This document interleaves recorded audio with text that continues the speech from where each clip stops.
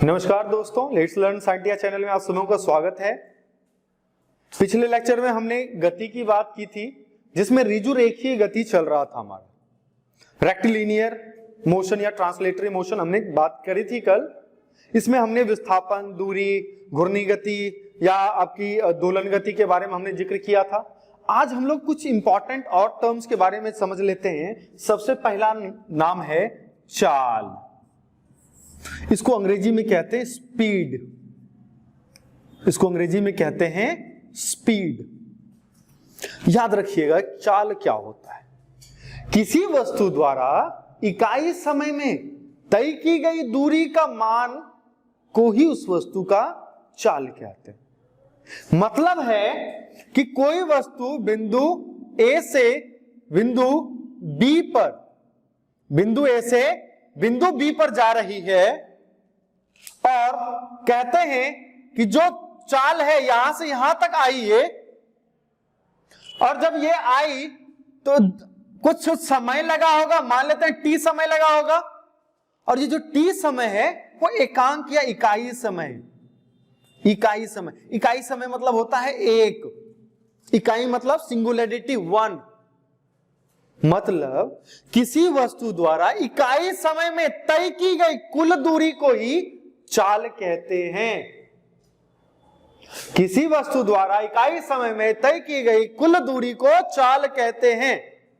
याद रखिएगा कि वस्तु ए बिंदु पर था, पहुंच गया बी बिंदु पर, या फिर वस्तु ए बिंदु पर था, पहुंचा बी बिंदु पर, लेकिन चला यहां से यहां, यहां से यहां, यहां से यहां, यहां से यहां, यहां से यहां।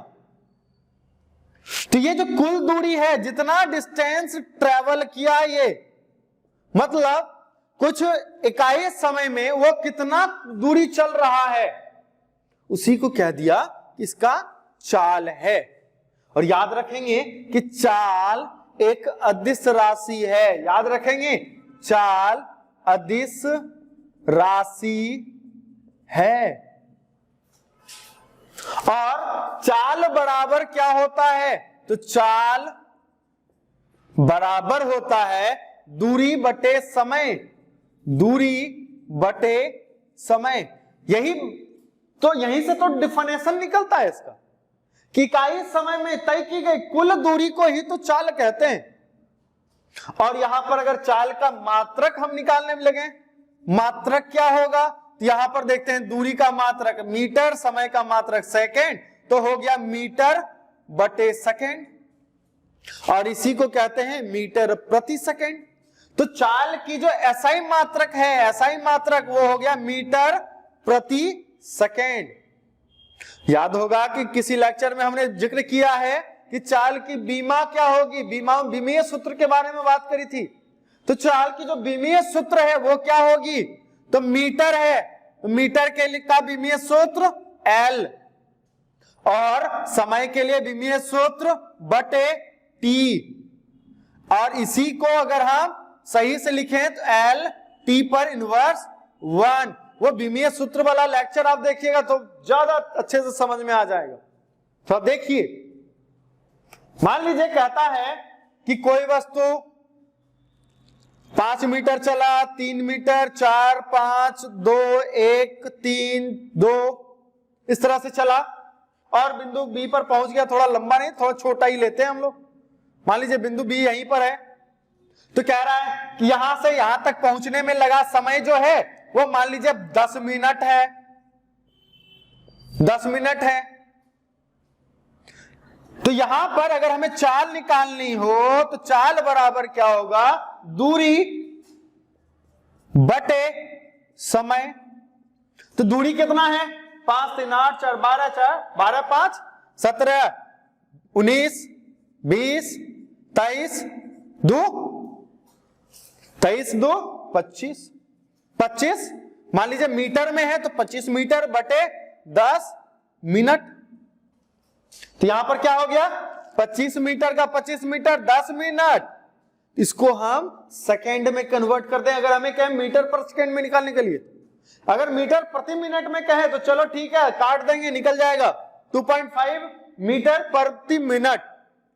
लेकिन अगर सेकेंड में व्यक्त करने को कहे तो 25 बटे 10 को अगर 10 मिनट को अगर सेकेंड में बदलें तो 10 गुना 60, 1 मिनट में 60 सेकेंड, तो 60 मिनट में 10 मिनट में 60 गुना 10 सेकेंड।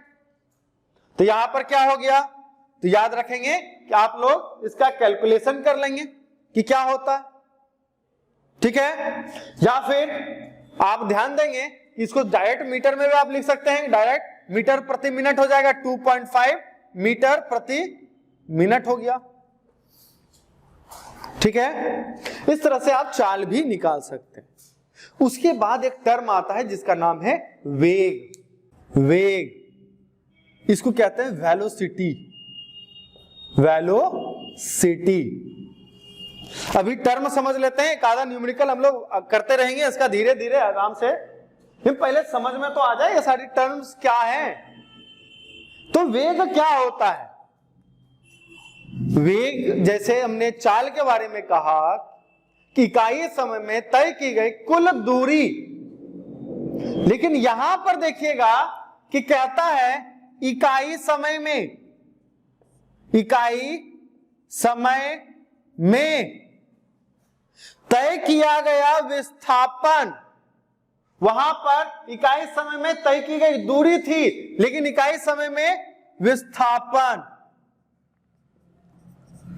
कितना विस्थापित हो रहा है, इकाई समय में कितना न्यूनतम दूरी तय कर सकता है, इसी को कहते हैं वेग।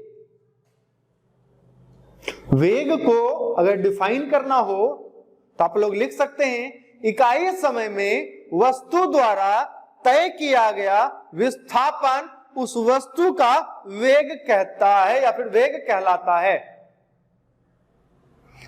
इकाई समय में वस्तु द्वारा तय किया गया विस्थापन उस वस्तु का वेग कहलाता है, याद रखेंगे। तो वेग किस प्रकार की राशि है? तो जो वेग है वह वेग सदिश राशि है। कौन सी राशि है? तो सदिश राशि है। और वेग का मात्रक या वेग क्या होता है? तो वेग बराबर इकाई समय में तय किया गया विस्थापन, तो विस्थापन बटे समय। वेग को v से डिनोट करते हैं, विस्थापन को s से, समय को t से। v इक्वल टू s बटे t। तो यहां पर इसका मात्रक क्या निकल के आएगा? तो विस्थापन का मात्रक क्या होता है? मीटर। समय का मात्रक क्या है? तो सेकेंड। तो इसका जो वेलोसिटी का जो मात्रक होगा, वेलोसिटी का एसआई मात्रक क्या होगा? मीटर प्रति सेकेंड। लेकिन अगर हम याद करें जो चाल देखा था हमने, चाल का भी मात्रक मीटर प्रति सेकेंड था और विस्थापन के लगने के बावजूद यहां पर वेग का मात्रक भी मीटर प्रति सेकेंड ही है। तो कंफ्यूज नहीं करेंगे कि वेग का मात्रक क्या है या चाल का मात्रक, दोनों में डिफरेंस क्या है। तो चाल में दूरी था, यहां पर विस्थापन है, लेकिन दोनों का मात्रक मीटर प्रति सेकेंड ही है। और चाल अदिश राशि में काउंट किया जाता है क्योंकि उसमें दिशा की बात होती ही नहीं है। लेकिन वेग में विस्थापन है, विस्थापन में क्या होता है? दिशा होता है। इसीलिए वेग एक प्रकार की सदिश राशि है। और जो वेग है, इस वेग का जो बीमा है, बीमा क्या होगी? तो वही बीमा होगी जो चाल की थी, एल टी पर इनवर्स 1। एल टी पर इनवर्स 1 इसकी बीमा होगी, ठीक है। इसके बाद जो हमारा अगला टर्म आता है उसका नाम है त्वरण। वेग देख लिया हमने, चाल देख लिया हमने, अब आता है हमारा त्वरण। त्वरण के बारे में थोड़ा बात कर लेते हैं। त्वरण इसको अंग्रेजी में कहते हैं एक्सेलरेशन। Acceleration, ACCELERATION, acceleration. अब ये एक्सेलरेशन या त्वरण क्या है? मोटरसाइकिल में देखते होंगे एक एक्सेलरेटर होता है, एक्सेलरेटर जैसे घुमाते हैं तो वाहन की गति बढ़ती है। मान लीजिए कहता है कि कोई वस्तु या कोई पिंड यहां पर है, बिंदु ए पर है, और यह बिंदु बी पर पहुंच गया। बिंदु ए पर अगर है, इसकी कोई ना कोई तो गति होगी ना। मान लीजिए कोई गति करते हुए वस्तु को अगर हम देख रहे हैं कि गति हो रही है, हो रही है, हो रही है, और उस वस्तु को हम बिंदु ए से नोटिस करना स्टार्ट कर दिया। मान लीजिए इसका यहां से हम देखना स्टार्ट कर दिए, यह हो गया मेरा प्रारंभिक गति इसकी, मान लेते हैं प्रारंभिक वेग हो गया, प्रारंभिक वेग हो गया। और मान लेते हैं बिंदु बी पर जब वो पहुंचा तो भी मतलब अंतिम वेग हो गया इसका। समझिएगा, किसी वस्तु को या किसी पिंड को हम गति करते हुए थोड़ा ऑब्जर्व कर रहे हैं कि वस्तु जब बिंदु ए पर हम ऑब्जर्व किए तो उसकी जो प्रारंभिक स्थिति थी वो इस वेग में थी कि यू वेग में थी या फिर प्रारंभिक वेग में थी, और जब वो बी तक पहुंची तो उसकी जो वेग है वो बदल गई, क्योंकि एक वेग से तो चलेंगे नहीं, एक्सेलेरेटर तो घुमाएंगे, तो घुमाएंगे तो उसका वेग तो बढ़ेगा। तो वेग यहां से यू था, यहां पे बढ़ के हो गया भी।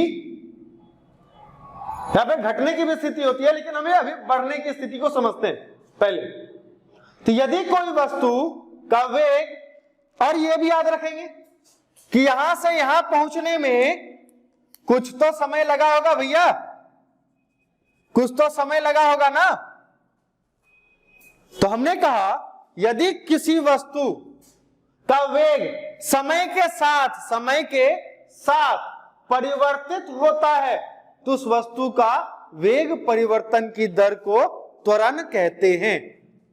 याद रखिएगा, अगर शॉर्टेस्ट फॉर्म में याद रखना है तो आप कहिएगा कि वस्तु के वेग परिवर्तन की दर, वस्तु के वेग परिवर्तन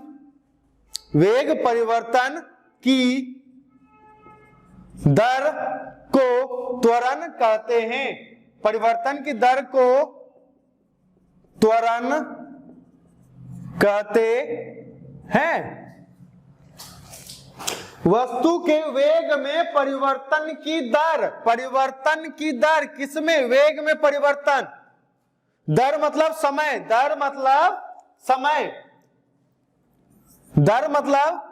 समय, समय भी परिवर्तित हो रहा है, वेग भी परिवर्तित हो रहा है। मतलब बिंदु ए पर जो वेग उसका था वो u था, और जब बिंदु बी पर पहुंचा तो इसका वेग v हो गया, तो वेग में परिवर्तन हुआ। अब कुछ यहां से यहां पहुंचने में समय भी तो लगा, इसी को क्या दिया? समय अंतराल। तो जो त्वरण है वह त्वरण क्या होता है? तो त्वरण हम कह सकते हैं कि वेग में परिवर्तन, क्या कह सकते हैं? वेग में परिवर्तन बटे समयांतराल।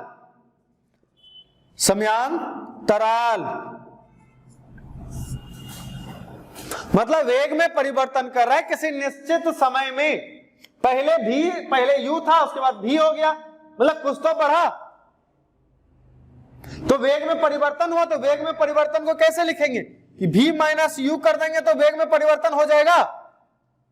और इसी को हम समयांतराल को, मतलब यहां से यहां पहुंचने में जो लगा समय, तो इसको हम कर दिए बटे में t। और यहां पर त्वरण को a से डिनोट कर दिया, प्रारंभिक वेग को v से, अंतिम वेग को v से, प्रारंभिक वेग को u से, समय को t से। तो क्या हो गया? a बराबर v माइनस यू बटे t। कहां से आया? तो त्वरण के परिभाषा से आया कि त्वरण की परिभाषा कहता है कि वस्तु के वेग में परिवर्तन हो रहा है, मतलब v u से v बन गया, मतलब v माइनस यू, और परिवर्तन के बाद दर लगा हुआ, इसीलिए बटे में हमने कर दिया t, मतलब समय लगा परिवर्तन होने में। तो यहां पर हम कह दिए कि क्या हो गया? त्वरण a बराबर v माइनस यू बटे t। तो त्वरण किस प्रकार की राशि है या त्वरण का मात्रक क्या है? तो पहले देख लेते हैं मात्रक क्या होता है। तो यहां पर हम लोग बात करते हैं मात्रक की, किसका एसआई मात्रक क्या है। साथ ही साथ आप लोग भी नोट करते चलेंगे, आसान होगा, ठीक है। तो त्वरण का मात्रक क्या होगा? यहां पर देखिए v माइनस यू, मतलब वेग में परिवर्तन हो रहा है। 1 kilo minus 2 kilo, 2 kilo minus 1 kilo, 1 kilo बचा तो किलो ये रहेगा, तो वेग है। तो वेग का मात्रक क्या होता है? वेग का मात्रक बटे समय का मात्रक। तो पिछले इस टाइम में हमने देखा कि वेग का मात्रक क्या है? तो मीटर प्रति सेकंड है, मीटर प्रति सेकंड है, बटे में एक और सेकंड आ गया, तो यहां पर सेकंड सेकंड नीचे आ जाएगा, सेकंड सेकंड नीचे आ जाएगा, तो क्या बन जाएगा? मीटर बटे सेकंड इंटू सेकंड, तो क्या हो गया? मीटर प्रति सेकंड स्क्वायर। इसी को दिखाते हैं मीटर प्रति सेकंड स्क्वायर। तो जो आपका त्वरण है उसका एसआई मात्रक क्या हो गया? मीटर प्रति सेकंड स्क्वायर। और यहां पर वेग की बात होती है तो वेग सदिश है, इसलिए भी हम कह सकते हैं कि जो राशि है, जो त्वरण है आपकी, त्वरण एक सदिश राशि है, सदिश राशि है। तो इसकी बीमा क्या होगी? अगर हम बीमा की बात करें, बीमा की बात करें, इस मात्रक से इसकी बीमा निकल जाएगी, तो हम कहेंगे कि जो त्वरण है इसका जो बीमा है वह है एल टी पर इनवर्स 2। कैसे हुआ सबको पता चल गया। याद रखेंगे कि वेग की दिशा में अगर त्वरण हो रहा है, मान लीजिए वेग इधर है, त्वरण भी इधर ही हो रहा है, वेग की दिशा में अगर त्वरण हो रहा है उसे धनात्मक कहते हैं। याद रखेंगे कि त्वरण में दो कंडीशन आ गया कि अगर वेग की दिशा में होगा, जिधर वेग कर रहा है उधर वेग धीरे धीरे बढ़ रहा है, तो उस समय जो त्वरण है वह धनात्मक होगा, और वेग के विपरीत दिशा में त्वरण हो रहा है, मतलब जिस दिशा में वेग हो रहा है उसके विपरीत त्वरित कर रहा है, मतलब धीरे धीरे स्लो हो रहा है गाड़ी। एक बार कान में बैठे, धीरे धीरे स्पीड हुआ, धीरे धीरे कान छोड़े तो क्या हो गया? स्लो हो गया ना। उस समय जो त्वरण होगा वह ऋणात्मक द्वारा दर्शाया जाएगा। इसी ऋणात्मक को कहते हैं रिटार्डेशन, इसी ऋणात्मक को कहते हैं रिटार्डेशन, हिंदी में कहते हैं मंदन, और इसको कहते हैं त्वरण। यह हो गया पॉजिटिव त्वरण और यह हो गया आपका मंदन। याद रखेंगे क्या क्या बात करी हमने कि त्वरण क्या है, तो वस्तु के वेग में परिवर्तन की दर को त्वरण कहते हैं, सिंपल है। उसके बाद क्या कहा कि मान लीजिए बिंदु ए से बिंदु बी पर जा रहा है, इसका पहले वेलोसिटी था vu, उसके बाद हो गया v, तो त्वरण के परिभाषा से वेग में परिवर्तन की दर बटे समयांतराल बराबर हो गया v माइनस यू बटे टी। याद रखेंगे, फॉर्मूला याद रखेंगे इसका। उसके बाद क्या हो गया, इसका मात्रक क्या होगा, तो वेग का जो मात्रक है बटे समय का जो मात्रक है, तो इसी से क्या निकला? मीटर प्रति सेकंड स्क्वायर निकला। यहीं पर इसकी बीमा एल टी पर इनवर्स 2 निकला, त्वरण सदिश राशि निकला। तो पॉजिटिव त्वरण होगा तो त्वरण कहेंगे, अगर निगेटिव त्वरण होगा तो उसी को मंदन कह देंगे। चलिए कुछ इसके सूत्र देख लेते हैं, कुछ इसके फॉर्मूलाज को, समीकरणों को देख लेते हैं।